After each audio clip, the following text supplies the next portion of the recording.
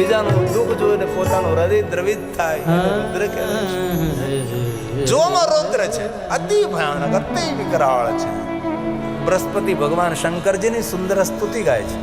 તો કે બૃહસ્પતિ મહાદેવના પરમ ભક્ત છે અને શંકરજીની સામે જોઈને કહે, બાબા જોવામાં તો રૌદ્ર છો, પણ મને ખબર છે તમે કોઈ ભક્તનું થોડું દુઃખ જોઈને તમારું હૃદય દ્રવિત બને છે, તેથી નમસ્કાર કરું છું. બૃહસ્પતિ સ્વયં બોલે છે, નમો રુદ્રાય નીરાય. શંકરજી પોતાના ભક્તોનું દુઃખ ન જોઈ શકે એવો કરુણાથી ભરેલો ભીંજાયેલો ભગવાન શંકર છે. તેથી મહાદેવનું રૂપ રૌદ્ર છે, પણ તેનો નિજી સ્વભાવ રુદ્ર છે. શિવ ભક્તો કોને કહેવાય? કોઈનું દુઃખ જોઈને જેની આંખ રડી પડે અને મહાદેવનો ભક્ત કહેવાય છે. પથ્થર હૃદયવાળો ભગવાન શંકરનો ભક્ત ન હોય, નિષ્ઠુર ભગવાન મહાદેવનો ભક્ત ન હોય, હિંસાત્મક ભગવાન શંકરનો ભક્ત ન હોય, તિરસ્કાત્મક ભગવાન શિવનો ભક્ત બીજાનો તિરસ્કાર ન કરે, કોઈની નિંદા ન કરે, કોઈનું અહિત ન કરે. ભગવાન શંકરમાં જે ગુણ છે, કોઈની યોગ્યતા ન જોવે કે આ મોટો માણસ છે, આ નાનો માણસ, જેના દરબારમાં સૌનો સ્વીકાર છે એ શિવ છે. શંકરની સંસ્કૃતિ, શંકરજીની પરંપરા દુનિયાના દેવોથી અલગ છે, એ મહાદેવ છે. તેથી બૃહસ્પતિ મહાદેવ માટે બોલ્યા છે, નમો રુદ્રાય નીરાય ભીમાય પરમાત્મને મહાદેવ કપર્દિને સુરેશાય વ્યોમકેશાય વૈ નમઃ. વ્યોમકેશાય વૈ નમઃ. ભગવાન શંકરજીનું રૂપનું વર્ણન છે. વ્યોમનો અર્થ આકાશ, આકાશમાં ફેલાયેલી શંકરજીની જટા. વ્યોમ કેશાય નમઃ. કપર્દી, ગૂંથાયેલી, વિખરાયેલી જટા શંકરજીની. મહાદેવની જટા કેવી? તો કે ગૂંથાયેલી, વિખરાયેલી. કપર્દી, કપર્દીનો અર્થ શું થાય છે? જટાનો દાગ ન મળે એવી શંકરજીની જટા, ચારો તરફ ફેલાયેલી જટા છે. બૃહસ્પતિ કહે, ભગવાન મહાદેવ, આ રૂપને હું પ્રણામ કરું છું અને પૂર્વાંગ સર્પોથી લપેટાયેલો છે. ભગવાન શંકરજીની ભવ્યતા સોના ચાંદી હીરા મોતી નથી. મહાદેવની ભવ્યતા એમનું તપ છે, એમનો વૈરાગ્ય છે. સોના ચાંદી હીરા મોતી નહીં. સાધુની ભવ્યતા, તેની સાધુતા, તેની તપસ્વીતા, તેની તેજસ્વીતા, તેમનું જ્ઞાન, તેમની વિદ્યા, તેમનો વૈરાગ અને તેમનો ત્યાગ, એ સાધુની સુંદરતા, સાધુની શોભા છે. તેથી બૃહસ્પતિએ કહ્યું, તપોમયાય ભવ્યાય, તમારી પાસે તપની ભવ્યતા છે. વિષ્ણુ સ્વયં તમારી સ્તુતિ કરે છે. આ દેવગુરુ બૃહસ્પતિ બોલે છે, તપોમયા. તપોમયાય ભવ્યાય શિવ શ્રેષ્ઠાય વૈષ્ણવે. ભગવાન શિવ માટે કહ્યું છે. એવું ન યાદ રાખવું કે સોના ચાંદી આભૂષણો પહેરે તો જ આપણી ભવ્યતા છે. કોઈ સોના ચાંદી હીરા મોતી ન હોય તો પણ માણસનું તાપ, માણસને સકારાત્મક વિચારધારા, સકારાત્મક વ્યવહાર, સકારાત્મક ઉર્જા, આપણું પુણ્ય, આપણી સાધના, આપણી ઉપાસના, આપણું ભજન, એ આપણી દિવ્યતા હોય, એ આપણી ભવ્યતા હોય છે. જેની પાસે જાપ, તપ, સાધના, અનુષ્ઠાન, ઉપાસના, ભગવાનનું ભજન, ત્યાગ, વૈરાગ, પરોપકાર ભાવ છે, તે માણસ સોના ચાંદી હીરા મોતી ન પહેરે ને તો પણ સભા વચ્ચે રૂડો દેખાતો હોય છે. આપણી ઉર્જા, આપણી આભા એ ત્યાગથી આવે, વૈરાગથી આવે, ભજનથી આવે છે. ભલે આપણે હિમાલય પહાડોમાં જઈને ગિરનારની ગુફામાં જઈને તપ ન કરી શકીએ, હાલતા ચાલતા, બેસતા, ઉઠતા, ખાતા, પીતા, ઊંઘતા, જાગતા નિરંતર ભજ સાંબ સદાશિવ, ભજ સાંબ સદાશિવ, ભજ સાંબ સદાશિવ. ઓમ નમઃ શિવાય, ઓમ નમઃ શિવાય. જપે પંચાક્ષર સર્વ સિદ્ધિ લભે. ઓમ નમઃ શિવાય, ઓમ નમઃ શિવાય. દુનિયાની દરેક સિદ્ધિ આપનારો મંત્ર છે. જપે પંચાક્ષરમાં સર્વ સિદ્ધિ લવે નર. પંચાક્ષર મંત્રનો જાપ કરો. માનસિક તંદુરસ્ત રહેવા માટે રમ રુદ્ર રોગ નાશાય ધન્વંતરી રુદ્ર. રુદ્રાક્ષને ધારણ કરો, મનથી એકદમ પ્રફુલ્લિત રહેશો. અંગના રોગને શાંત કરે કે ન કરે, પણ મનના રોગને શાંત કરનારી મહાદેવની આપેલી શ્રેષ્ઠમાં શ્રેષ્ઠ ઔષધિ હોય તો રુદ્રાક્ષ છે. સદૈવ રુદ્રાક્ષ ધાર્ય શિવ આજ્ઞા. મહાદેવે આજ્ઞા કરી છે કે 24 કલાક રુદ્રાક્ષ પહેરવો જોઈએ. જન્મથી મૃત્યુ સુધી રુદ્રાક્ષ પહેરે. ઘરમાં કોઈ દાદા દાદીનો દેહ શાંત થયો હોય ને અને રુદ્રાક્ષની માળા પહેરી હોય ને તો એ માળા ન કાઢવી. રુદ્રાક્ષ સાથે તેને અંતિમ યાત્રા કરાવો. પણ એ દાદા દાદી સોનામાં બનાવેલી રુદ્રાક્ષની માળા પહેરી હોય તો ધીમેકથી લઈ લેવી પાછી. જોકે તમને તો કહેવું ન પડે. અમારા સાધુ સમાજની અંદર ગિરિપુર શ્વાસ થાય ત્યારે તેને સમાધિ આપવાની હોય. ત્યારે રુદ્રાક્ષ ન પહેરે ને તો રુદ્રાક્ષ પહેરાવવો પડે છે. રુદ્રાક્ષ પહેર્યા પછી ત્યારે સમાધિ થાય છે. ભસ્મના ત્રિપુંડ કરવા પડે, તેને સાધુ વેશ આપવો પડે છે. અને રુદ્રાક્ષ ધારણ કરીને ત્યારબાદ તો ગાયત્રી બોલતા બોલતા તેની સમાધિ થાય છે. તેથી કોઈ પણ અવસ્થામાં રુદ્રાક્ષ પહેરી શકાય છે. ચાંડાલની સ્ત્રી પણ રુદ્રાક્ષ પહેરી શકે છે. કારણ કે અપવિત્રતાને પવિત્રતાનું દાન કરનારી એ રુદ્રાક્ષ છે, ઔષધિ છે. રમરુદ્ર રોગનાશાય ધન્વંતરી. ધન્વંતરી ઔષધિનો દેવતા છે ને. અને ખાસ એક વાત યાદ રાખજો, જ્યારે ભોજન કરવા બેસો ત્યારે માતા અન્નપૂર્ણાને તો યાદ કરીએ છીએ, અન્નદેવને તો પ્રણામ કરીએ, પણ ધન્વંતરીને ભૂલ્યા વગર યાદ કરો. ધન્વંતરીને જે યાદ કરે ને એ માણસ રોગી ન થાય. ઔષધિનો દેવ છે ધન્વંતરી. સમુદ્ર મંથન કરતા કરતા ધન્વંતરી, લક્ષ્મીનો ભાઈ, સમુદ્રનો દીકરો, ધન્વંતરીને રોજ યાદ કરો. ભલે આપણે મંત્ર ન બોલીએ પણ કમસે કમ એ ધન્વંતરી ભગવાન. જેટલા વૈદો હોય ને એ ધન્વંતરીને પોતાનો ઈષ્ટ માને છે.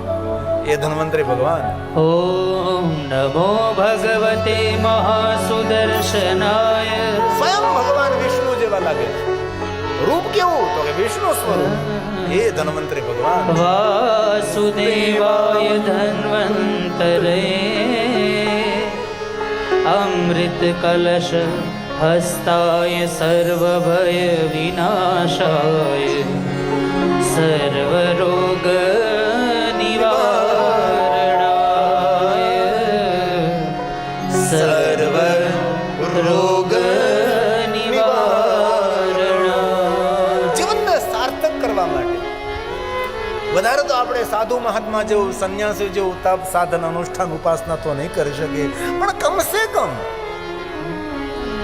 વ્યસ્ત જીવનમાંથી થોડો સમય કાઢી ગામના શિવાલયે જઈ.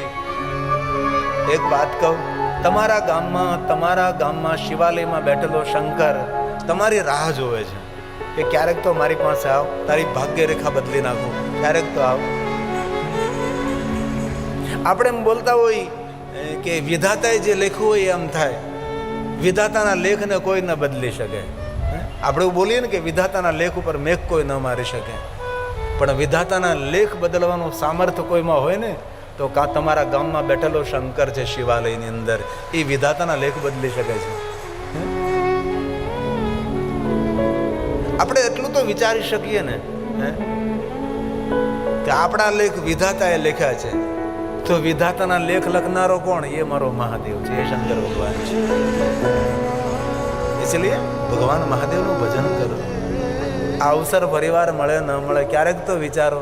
ક્યારેક કોઈ પક્ષીને જોવો, પશુને જોવો, પ્રાણીઓને જોવો, કેવું જીવન, કેવો વરસાદ, કેવો તડકો, કેવી ઠંડી પડતી હોય તો એ લોકો કઈ રીતે પોતાનું જીવન ચલાવતા હોય. ઘનઘોર જંગલમાં રહેનારો સિંહ, મેઘ ગર્જના થતી હોય, વરસાદ વરસતો હોય, ઠંડી હોય, એટલો તાપ પડતો હોય. આપણે તો કેટલી સુવિધા છે. ગરમી પડે તો એસી કરીએ, બહુ ઠંડી પડે તો પછી રૂમ ગરમ કરીએ, ગરમ કપડાં પહેરી લઈએ. પહેલાં નથી કપડાં પહેરવા મળતા, નથી એની પર એર કન્ડિશન. તેથી અવસર છે, અવસર છે સિંધ ભેરવી. વારંવાર નહીં મળે. એક વાર હાથમાં છૂટી ગયો, ફરી વાર નહીં મળે.